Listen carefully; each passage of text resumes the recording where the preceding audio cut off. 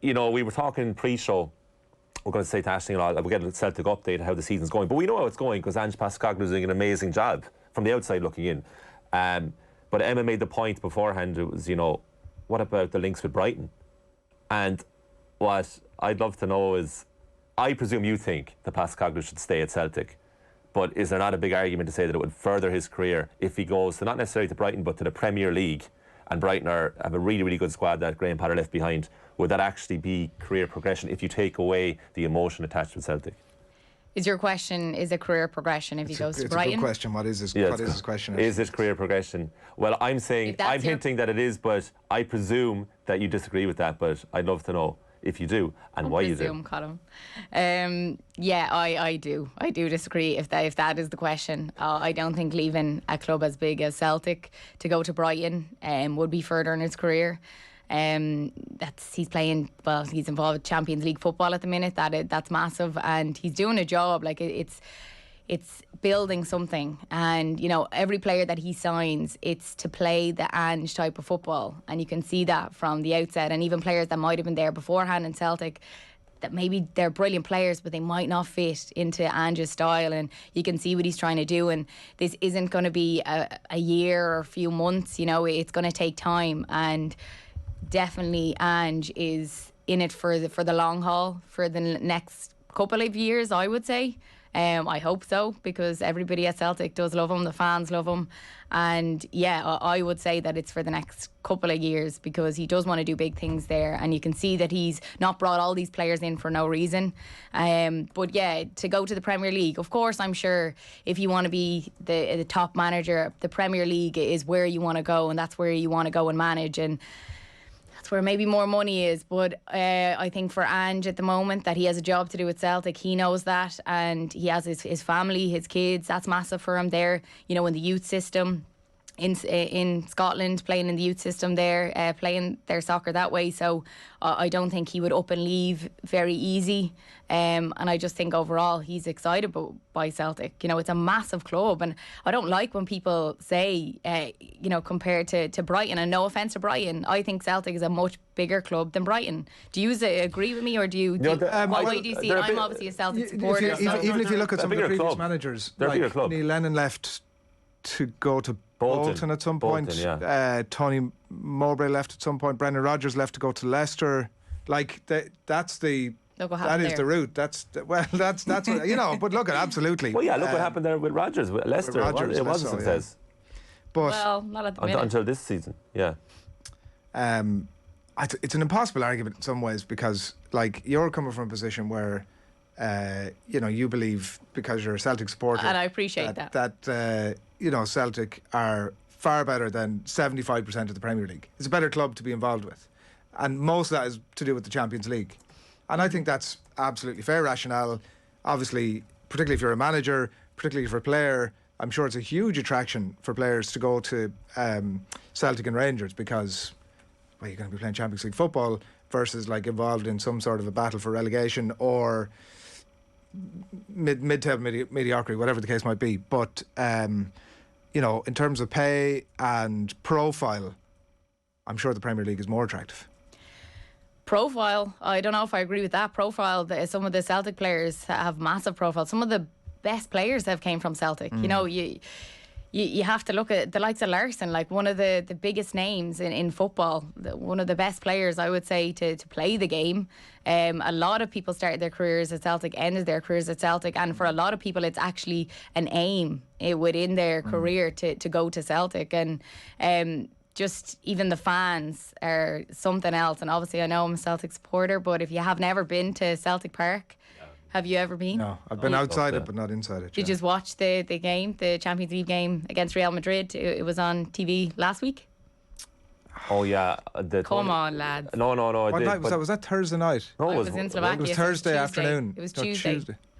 Last week. Oh, Champions League. Oh yeah, sorry. Yeah. But Tony Cruz said something afterwards. Yeah, so that's what I was going to say. So obviously a lot of players have been asked what's their favourite stadium to play in, and the likes of Messi has talked about Celtic Park. Like some of the biggest players, Iniesta has mentioned Celtic Park. And after the game against Real Madrid, Celtic lost 3-0, and Tony Kroos spoke about his favourite stadium, and he said, I was being asked several times which away stadium is my favourite, and there is a new number one. I can tell you, Celtic Park. It has been just crazy. We came out and the atmosphere was good, but then the Champions League anthem came up and I thought the stadium will crash down. And then they did it again when they did the huddle. When we lined up for the team picture, I told David Alaba, when it feels like we're already 2-0 down, it's just insane. The first 20 minutes, they pressed incredibly on us and had chances. The fans pushed them even more. The fans kept going till the end. And even when we scored the third, they still were pushing the team. And then they made changes near the end and the whole stadium got off their feet. The real special thing was not only did they push their team, but also they respected us. There was no hate. I'm used to a lot over the years, but this really impressed me heavily. A great experience. Oh, that's pretty cool. Pretty cool. I'm you kind of need to get to Celtic he Park. said that he said to David Alaba, we're 2-0 down already. Yeah. Jeez, you're trying to spread whistle hasn't even been blown. Villa could be available soon, which will be a step up from the SPL. Somebody on YouTube, I'm throwing that over there, actually, in a way that I'm going to also duck over this way. I would assume that's the inference. Yeah, no, I couldn't see it happening. Not for a couple of years. As I said, I've there's no illusion that he might end up going to the Premier League, but even Villa, I think Celtic are a bigger club. Villa would be, I could see how Villa would be very attractive in the sense that obviously it is a big club. It sits outside the top, I don't know, 4 or 6 clubs, whatever, in the Premier League. But beyond that, in terms of tradition and size and fan base, I mean, even location to a degree, would be a very attractive job. What would Ange Postecoglou have to achieve at Celtic to be linked with a United or a City or whatever? It doesn't feel like he's in the conversation for those jobs at the minute. Now look at the Graham Potter thing happened, and that's maybe surprising in some way, and there might be a lot of comparisons there. So who knows? I'm certainly not saying that he wouldn't be able to take on a gig like that. You would think that actually the trajectory he's on at the minute, that might be absolutely in his radar. But beneath that, Villa would feel like one of those jobs that is probably he will be linked with if and I think quite soon when it becomes available. I don't think the time is right is probably the big thing at the minute, but I think for Ange, what does he need to do? Well, I think from where the club was and what he has done in this short period of time that he's had these players, he's only had really a full pre-season with them this year, and to see the type of football they're playing, the type of play they're playing, the environment that they're in, they all buy into what he's saying, and they all have that winning mentality and they know what Celtic's about. So yeah, I think he needs to win everything really in Scotland this year, just with the team, not to go elsewhere. He needs to win because the team and the talent that he has there is, I don't want to say is it the best ever Celtic team. We have to wait and see, but it definitely has the fruits to be. Like if you look at some of the players like Jota, Kyogo, they're world class players, and I don't say that lightly. Like I honestly do believe it, and I think we'll see a lot of them to come in the years to come. But for Ange, I think he's going to want to win everything in Scotland, and he's going to want to have a say within the Champions League. I think he's going to want to be playing football in Europe after Christmas. They definitely want to put up a better performance against Real Madrid when they have to go to Real. That's going to be tough. And in the next 2 games, they really need to get performances and wins. They just need to be clinical, because that's been the problem. Like in the last game especially, like they had so many chances. They had 16 shots, 6 on target. And yeah, Shakhtar Donetsk had 5 shots, 2 on target, and they came away with a draw. So it's just to be that bit clinical. But these things don't happen overnight. Where we were talking to Ronan O'Gara there, like it's building. You have to build these things. Things take time. You're bringing new players in. Everybody has to buy into the system.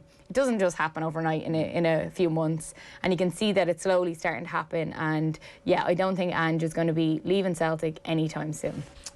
Or you hope you won't. They were really good against Real Madrid. I've just remembered, I absolutely did watch that game, and they were really good against Real Madrid. Especially the first half. And it was almost against the run of play when Madrid scored. Yeah. And then suddenly and things opened up. It opened up a bit, and it's hard to judge. No more than the Roger Federer point, it's hard to judge any team against a team like Real Madrid because they're in absolute elite air. But they were really good and looked very good. I'm not saying that in any. They were very good.